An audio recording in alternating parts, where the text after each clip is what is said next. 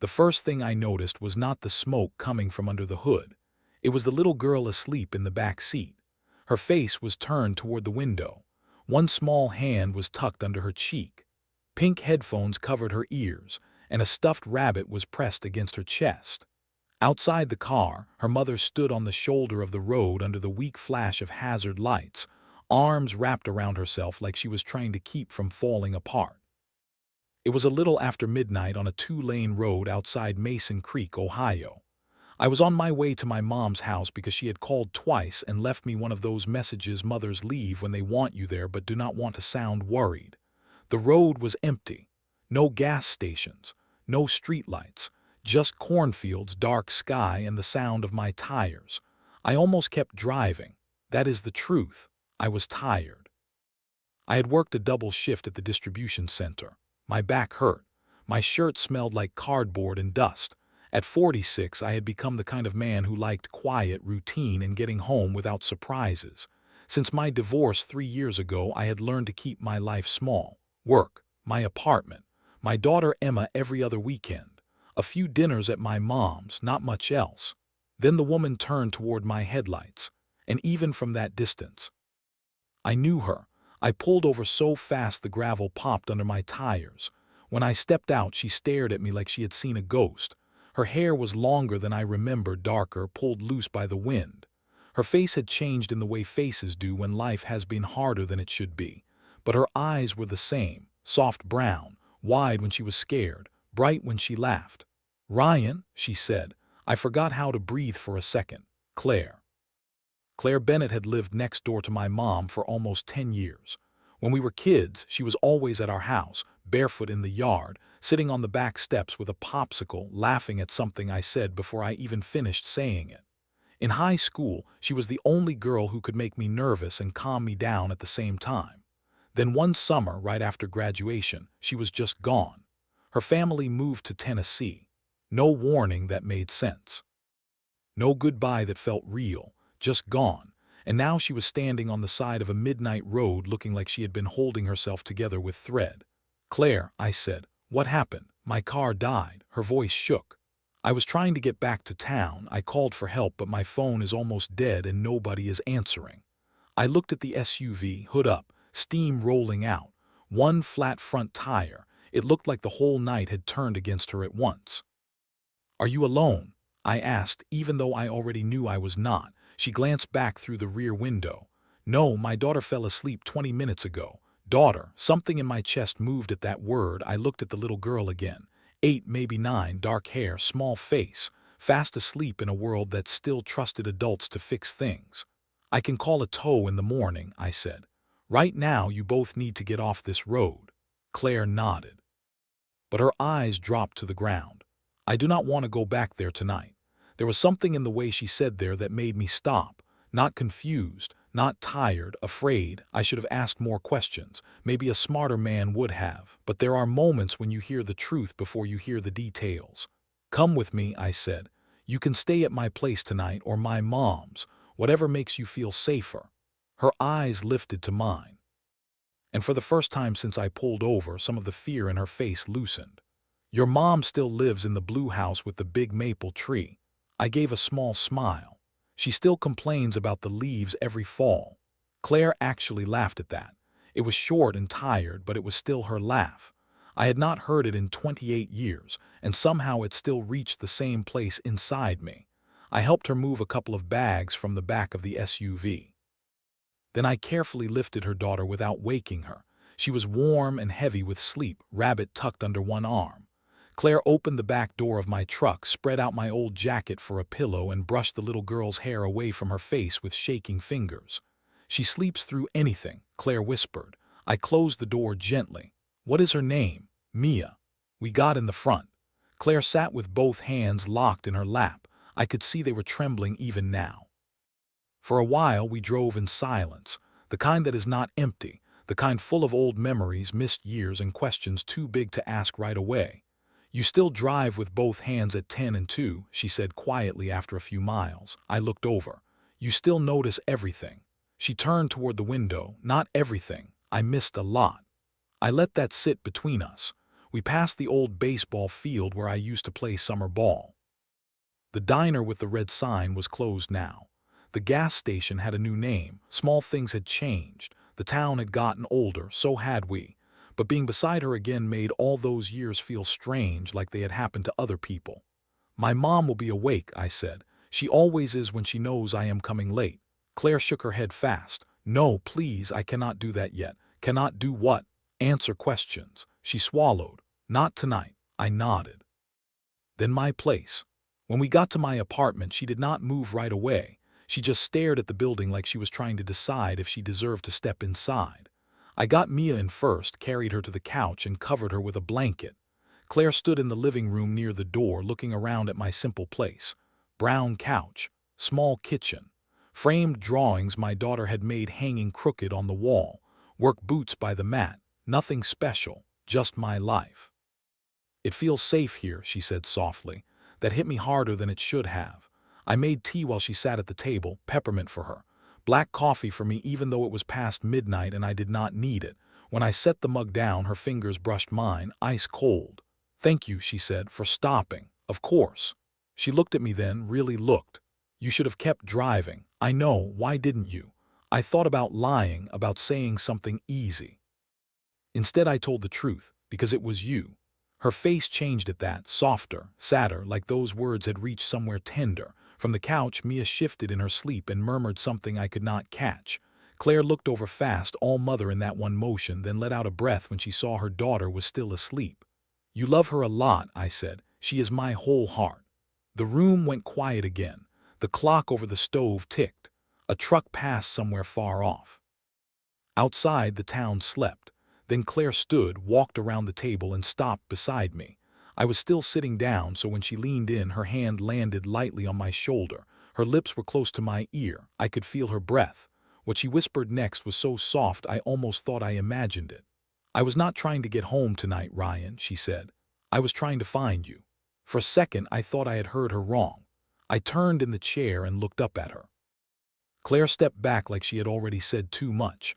Her hand slipped from my shoulder. She wrapped both arms around herself again and looked toward the couch where Mia was sleeping under the blanket. "What do you mean?" I asked quietly. She pressed her lips together. I could see the fight in her face. Part of her wanted to take the words back. Part of her looked too tired to lie anymore. "I did not come back to Mason Creek by accident," she said. "And I was not just driving around because my car broke down." I stood up slowly. The kitchen suddenly felt smaller, warmer, charged in some way I could not explain. "Then why were you looking for me?" She let out a shaky breath. "Because I did not know where else to go." That answer landed hard, not because it explained everything. It did not. It only made me realize how much had happened to her in all the years she had been gone. I pulled out the chair across from mine and sat down again, trying to keep my voice calm. "Start wherever you can." Claire stayed standing for a moment. Then she walked back to the table and lowered herself into the chair like her knees might not hold much longer. She kept both hands around the mug even though the tea had gone lukewarm. "I was married for 11 years, she said. "At first, I thought I got lucky. Evan was charming, steady job, nice smile. The kind of man who made a room like him fast. My parents loved him, everybody did. I said nothing, I let her talk. He was not cruel right away," she went on. "That would have been easier to see. It started small. He would laugh at something I said in front of people and later tell me I embarrassed him. He would ask where I was going, who I was with, why I took so long at the grocery store. Then it became money, then friends, then phone calls. By the time Mia was born, I was asking permission for things that did not need permission. My jaw tightened, but I kept still. Claire stared into the mug. "I stayed too long. I know that. People always say leave like it is one simple thing. It is not simple when you are tired all the time and someone has spent years making you feel like you cannot trust your own thoughts." "You do not have to explain that to me," I said. Her eyes lifted. "Most people think you do." "Well, most people are wrong." Something in her face loosened. I leaned back in the chair. "So you left him." 6 months ago," she nodded. "Mia and I moved in with my aunt in Dayton for a while. I got a job at a dental office. We were getting by. It was not great, but it was ours. Then 2 weeks ago, Evan found out where we were." A cold feeling moved through my chest. How? I do not know. Maybe through mutual friends, maybe through paperwork. Maybe my aunt's ex. I stopped trying to figure out how he finds things. He just does. She swallowed. He showed up twice. He never touched me. That is the hard part. He always knows exactly how far to go, just enough to scare me, not enough to leave proof. I felt my hands curl into fists under the table. He told me Mia needed her father. He told me I was unstable, that if I kept running around and making bad choices, he would make sure a judge knew I could not provide a proper home. She laughed once, but there was no humor in it. He is very good at sounding reasonable when other people are listening. I knew that kind of man, calm voice, clean shirt, rotten center. So tonight, I said, you were trying to leave again. Claire nodded. I packed what I could. I told Mia we were taking a late drive because I did not want to scare her. I had cash, clothes, some papers, and no real plan. She looked down at her hands. But somewhere outside town, I kept thinking about this place, about your mom's house, about the maple tree, about the way life used to feel when I was 14 and sitting on your back steps with you, thinking nothing bad could touch us there. I could not speak for a second. I did not even know if you still lived here, she said. I just knew if I kept driving, I would end up somewhere else alone again. And I was so tired of being alone. The words settled deep. On the couch, Mia rolled onto her side and tucked the rabbit tighter under her chin. Claire turned to look at her. Her whole face changed the moment she saw her daughter, softer, fierce in a quiet way. She deserves better than this, Claire whispered. She deserves peace, I said. Yes, and so do you. Her eyes came back to mine. They filled so fast it caught me off guard. She blinked hard and looked away. I used to think about you sometimes, she said after a long silence. Usually when things were really bad. I would remember how you used to walk me home even when my porch was 10 steps from yours, or how you punched Tyler Dean in the parking lot because he made me cry. I gave a tired half smile. He deserved it. He did. Her mouth curved a little. You were always like that, quiet until it mattered. I looked down at my coffee. I thought about you too. Did me? You did. You disappeared, Claire. Kind of hard not to think about that. The little smile faded. I wrote you a letter before we moved. I looked up so fast my chair creaked. What? I never mailed it. My dad found out I was planning to come by and say goodbye. He was already in one of his moods. We were fighting about the move. He said I was making things harder for my mom, so I stayed home and cried and wrote you this stupid letter instead. She laughed softly through her nose. Then we left before sunrise. I kept the letter for years. I stared at her, 28 years of thinking she had just left, 28 years of telling myself that was all it was.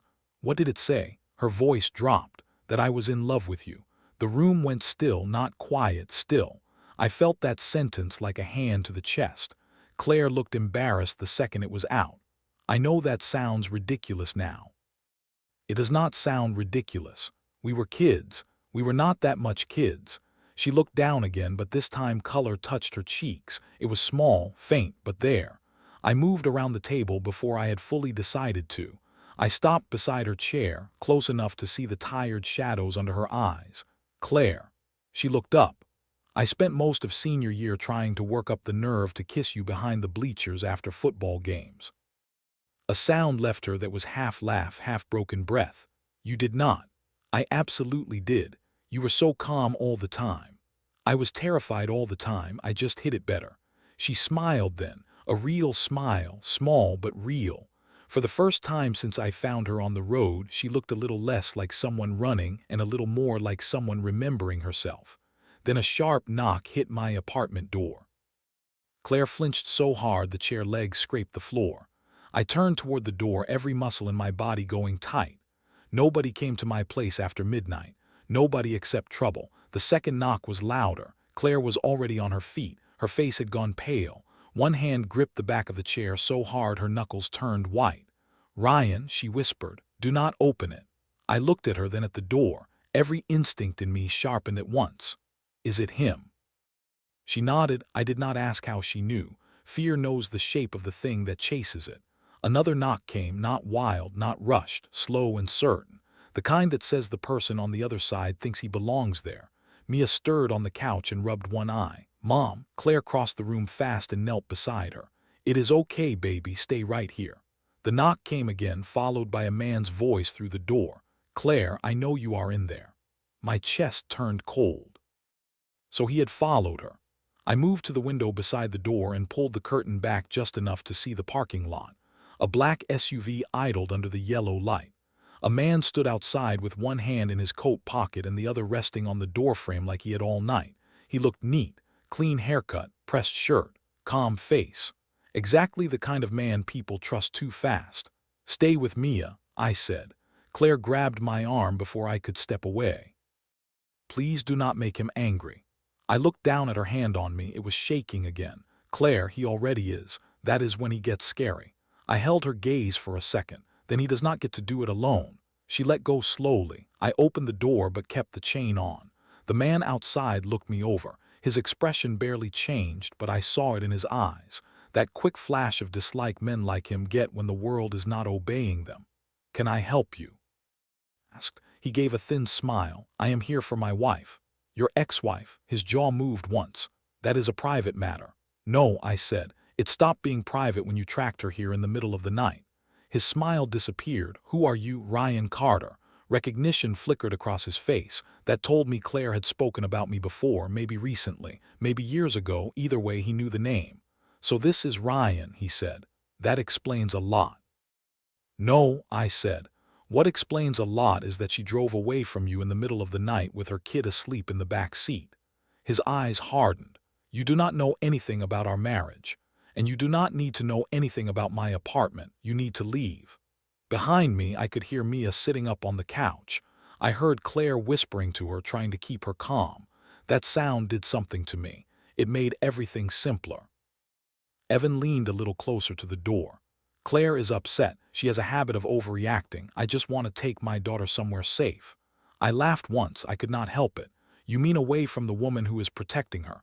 He dropped the fake calm for 1 second. I saw it then. The real face underneath. Cold, mean, used to getting the last word. "Tell Claire to come outside," he said. "No, she is making this uglier than it needs to be." "No," I said again. "War?" His gaze slid past me, trying to see into the apartment. "Claire," he called louder. "Mia needs to come with me." That did it. Claire stepped up behind me before I could stop her. Her voice was low but steady. "No, she does not." Evan straightened. "Claire, enough of this. You vanished. You took my daughter. Now I find out you are hiding in some man's apartment in the middle of the night." "I am not hiding," she said. "I left." "You left because you are unstable." Claire sucked in a breath, but she did not back down. "No," she said. "I left because I was tired of you making me feel small in my own life." He stared at her like he had never heard her talk that way before. Mia had climbed off the couch now. She stood in the hallway holding her rabbit, eyes wide. I hated that she was hearing this. I hated that it was probably not the first time. "Mom," she whispered. Claire turned at once. "Go to the bedroom, baby." Mia looked at the door, then at me, then back at Claire. "Is he mad?" Claire's face broke for just a second. "Go to the bedroom, sweetheart." I took 2 steps back, crouched down, and looked at Mia. "Hey, my room is right there. You can take your rabbit and sit on the bed for a minute. You are okay." She stared at me a second, then nodded and went. When I stood again, Evan was watching me with pure hatred. "You do not get to talk to my daughter," he said. I just did. His hand came off the door frame. "Open this door." "No." He slammed his palm against it hard enough to rattle the chain. Claire flinched. I did not. "This is kidnapping," he snapped. "No," Claire said, and this time her voice was stronger. "This is me leaving you." His eyes cut to her. "You think some old boyfriend is going to save you?" I felt Claire stiffen beside me. I kept my voice flat. "You need to go before I call the police." "Call them." He smiled again. But now it looked wrong, forced. "I would love to explain how my emotionally unstable ex ran off with my daughter and is now spending the night with another man." Claire made a sound like the air had been knocked out of her. That was his game. Shame, threat, fear. Keep throwing them until something sticks. I looked at him and understood something very clearly. Men like Evan count on privacy, on politeness, on women being too exhausted to fight, on decent people wanting to avoid a scene. So I reached for my phone right in front of him. His smile slipped. "I am serious," I said. "You have 10 seconds to get in your car." He stared at me, trying to decide if I meant it. I did. Claire suddenly stepped forward. "Ryan, wait." I looked at her. Her face had changed. still scared, but something else now, something firmer. Like fear had finally run into a wall and realized it was tired of moving. She drew in a shaky breath and faced Evan fully. "Listen to me," she said. "You do not get to show up where I am. You do not get to scare Mia. You do not get to talk to me like I am something you own. We are done. If you come near us again without permission, I will call the police myself." He blinked. I think he had spent so many years talking over her that hearing her sound certain confused him more than anger ever could. "Claire," he said, and now his voice had changed. Softer, colder. "Do not do this." "No," she said, "you do not do this." Silence sat there for one long second, then he looked at me again. "This is on you." "No," I said, "it is on you." He stood there another moment, breathing hard through his nose, then he stepped back from the door. "This is not over." Claire's hand found the back of my arm. She was trembling, but her voice did not. "Yes," she said, "it is." Evan turned, got in the SUV, and drove out of the lot too fast. The taillights disappeared. The whole apartment went quiet. I shut the door, locked it, and turned around. Claire was still standing there, but the strength that had held her up 2 seconds ago was slipping. Her shoulders shook once, then again. I moved before I thought about it. She came into my arms like she had been trying not to for a very long time. I held her tight while she broke.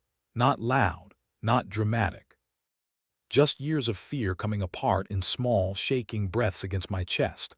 "You did good," I said into her hair. "I was so scared, I know. I thought if I said no, he would get worse. He might." She pulled back enough to look at me. "That is not comforting, it is the truth." I kept my hands on her shoulders. "But he also knows now that you are not alone." Her eyes searched mine. "Neither are you." That landed somewhere deep, behind us. Mia stood in the hallway doorway with her rabbit tucked under one arm. Claire opened her arms right away. Mia ran to her and buried her face in her mother's stomach. Claire held her close and kissed the top of her head over and over. "Is he gone?" Mia asked. "Yes," Claire said, "he is gone." Mia looked over at me. "Did you make him leave?" Claire answered before I could. "We both did." Mia thought about that, then nodded like she was storing it somewhere important. The three of us sat in the living room after that. I turned on one lamp and made fresh tea because it felt like something steady to do. Claire kept Mia tucked against her side under the blanket. Every few minutes, Mia would peek toward the window, then settle again when she saw her mother still there. Around 3 in the morning, her eyelids finally got heavy. Claire carried her to my bedroom and laid her down. When Claire came back out, she stopped in the doorway like she did not know where to put herself. "You can take the bed," I said. "I will sleep on the couch." She shook her head. "No, I cannot take your bed." "You can and you will." A tired smile touched her mouth. "You still get bossy when you are worried. You still argue when you should rest." That smile stayed a second longer. She stepped closer then, very close. Close enough that I could see every tired line in her face and the softness underneath them. "Thank you," she whispered. "For what?" "For opening the door, for not acting like I was crazy, for standing there and not moving." I looked at her a long moment. "Claire, I do not think you know this yet, but there was never a version of tonight where I was going to let him take you from that door." Her lips parted. Her eyes filled again, but this time it was different. Not fear. Something warmer. Something more dangerous to a man who had spent years living numb. She lifted one hand and touched my face lightly like she was asking a question without words. I did not move. Neither did she. Then very slowly she leaned in and rested her forehead against mine. I closed my eyes. For one quiet second, the whole world narrowed to that small point where we touched. "I looked for you because you were the only person who ever made me feel safe before I even understood what that word meant," she whispered. My heart hit my ribs hard. I wanted to kiss her. God, I wanted to, but she was shaking and exhausted and standing in the wreckage of a life she had barely escaped. So I did the hardest thing I had done in years. I stepped back. "Get some sleep," I said softly. "Tomorrow we figure out what comes next." She looked at me like that cost her something too. Then she nodded. When she turned toward the bedroom, she stopped and looked back over her shoulder. "Ryan, yeah, if I had found you sooner." She said quietly, "I do not think I would have lost so many years." Then she went into my room and closed the door.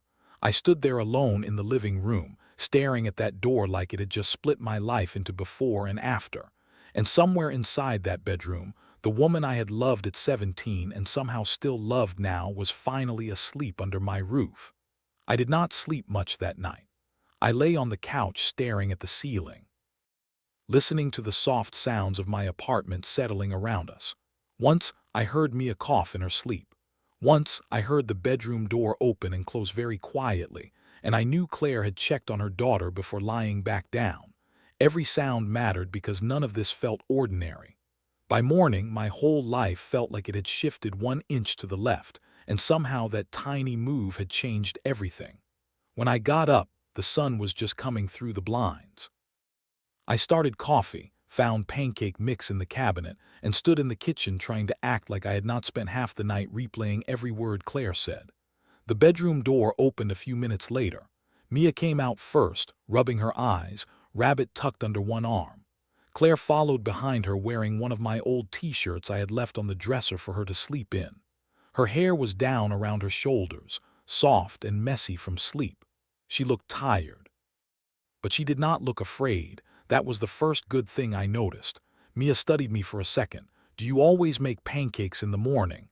"Only when there is a very important guest in my apartment," I said. She nodded like that made sense. "Okay." Claire smiled, small and real. "You do not have to do all this." "I know," I said. "I want to." That look passed between us again. The one that felt older than the night before and newer than anything I had felt in years. We ate at my little kitchen table. Mia talked more than either of us expected. Once she decided I was safe, words seemed to come easily to her. She told me about her school in Dayton, about a teacher she liked, about the way her mom made grilled cheese too dark on one side. Claire rolled her eyes and said that was slander. Mia laughed. It was the first full laugh I had heard from either of them, and it did something to my chest I could not explain. After breakfast, Claire called her aunt. Then she called a lawyer a friend had once recommended and finally left a message she should have been allowed to leave a long time ago. I sat across from her while she did it. I did not speak unless she looked at me. I think that mattered. Sometimes help is not doing things for someone.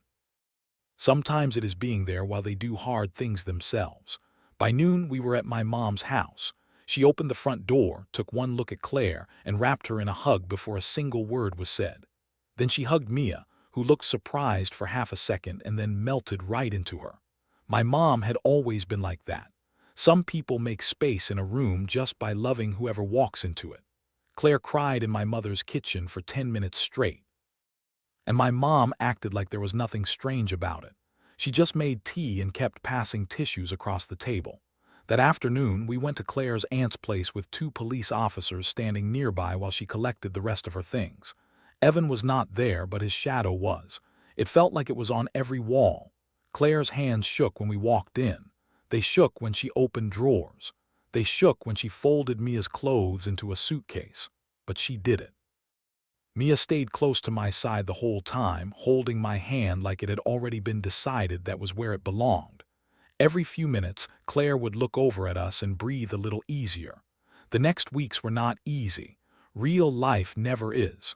There were lawyer visits, calls from people who suddenly wanted opinions, forms to fill out, a hearing about temporary custody. Days when Claire looked strong and days when she looked like the smallest sound might break her open again. But she was not alone now. She and Mia stayed with my mom at first, in the room across from the one I had slept in as a boy. I came over every evening after work. Some nights I fixed things around the house just to keep my hands busy. Some nights Claire and I sat on the back steps after Mia was asleep and talked about the years we had missed. Some nights we did not talk much at all. We just sat there shoulder to shoulder under the porch light, listening to crickets, letting peace do its work. One night, a month after I found her on that road, Claire looked at me and said, "I forgot what it felt like to breathe without asking permission." I turned toward her. "You never needed permission." "I know that now," she said. Then she added very softly, "because you keep showing me." I wish I could say I kissed her right then. Part of me wanted to, but wanting was not the same as rushing. So I only reached over and took her hand. She held on like she had been waiting for me to do it. Mia and I became friends in a way that happened so naturally it almost scared me. She started leaving drawings at my apartment. She called me from my mom's house to ask if penguins had knees. She made me sit through a tea party with stuffed animals and gave me the smallest plastic cup. One evening, While Claire was helping my mom with dinner, Mia climbed onto the porch swing beside me and asked, "Are you my mom's boyfriend?" I nearly choked on my sweet tea. "That is a big question." She shrugged. "You look at her like yes. Kids miss nothing." I looked through the screen door into the kitchen. Claire was laughing at something my mom said, head tipped back, one hand resting on the counter, warm light all around her, home already growing where she stood. "I care about your mom very much," I said carefully. Mia leaned against my arm. "Good, she smiles more when you are here." That was the moment I knew I was done pretending this was temporary. Done acting like life had only loaned me something good for a little while. I wanted all of it, the hard parts, the ordinary parts, the chance to build something with her that would last longer than fear. 2 months later. Claire got full temporary custody and the court ordered Evan to stay away except for supervised visits. We stood outside the courthouse in the soft afternoon sun when the lawyer told us. Claire covered her face with both hands and cried. Mia threw her arms around her waist. I stood there like a fool with my own eyes burning. Claire looked up at me through tears and laughed at the same time. "We did it," she whispered. "No," I said, stepping close enough to touch her face. "You did it," she shook her head. "Not without you." Then she kissed me, right there on the courthouse steps with people walking past and traffic humming and Mia grinning beside us like she had known this was coming all along. The kiss was soft at first. Then it was not soft at all. It was everything we had not allowed ourselves to say while survival was louder than love. When we pulled apart, Claire kept her forehead against mine and smiled through tears. "I have loved you since I was 17, she said. I laughed because my heart was too full to do anything else. "That is good," I told her, because I never really stopped. By spring, they were living in a small rental house 3 streets from my mom. Mia had a room with yellow curtains and a shelf for her rabbit and books. Claire planted flowers by the porch. I kept finding reasons to be there. Then one day, while I was fixing a loose cabinet door, Mia walked in, hands on her hips, and said, "You are here all the time, you should probably just stay." Claire nearly dropped the dish towel she was holding. I laughed so hard I had to sit down. But later that night when Mia was asleep and we were standing alone in the kitchen, Claire looked at me with that same brave softness she had worn on the courthouse steps. "You could," she said quietly. "Stay, I mean." So I did, not all at once. Real life does not change in a single clean scene. It changes in toothbrushes left by sinks, shirts in dresser drawers, grocery lists written for 4 instead of 2. It changes in school pickups and Sunday pancakes and falling asleep beside someone who no longer flinches in the dark. It changes until one day you wake up and realize peace has become your normal. A year after that midnight road, I stood in my mother's backyard under the big maple tree with Claire in front of me and Mia between us, throwing flower petals at my shoes because she could not wait for the ceremony to start. My mom cried before the music even began. The whole town probably knew by then that the woman who vanished after high school had come home, and the man who thought his life was mostly over had somehow started over with her. When Claire reached me, she took my hands and smiled the same smile she had when we were kids sitting on back steps with the whole future in front of us. Only now the future was real.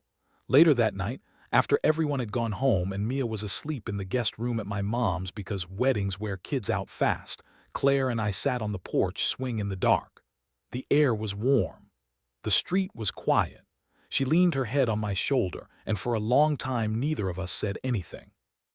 Then she looked up at me and whispered the same words that changed everything that first night. "I was trying to find you." I kissed the top of her head and held her closer. "You did," I said, "and you found home too."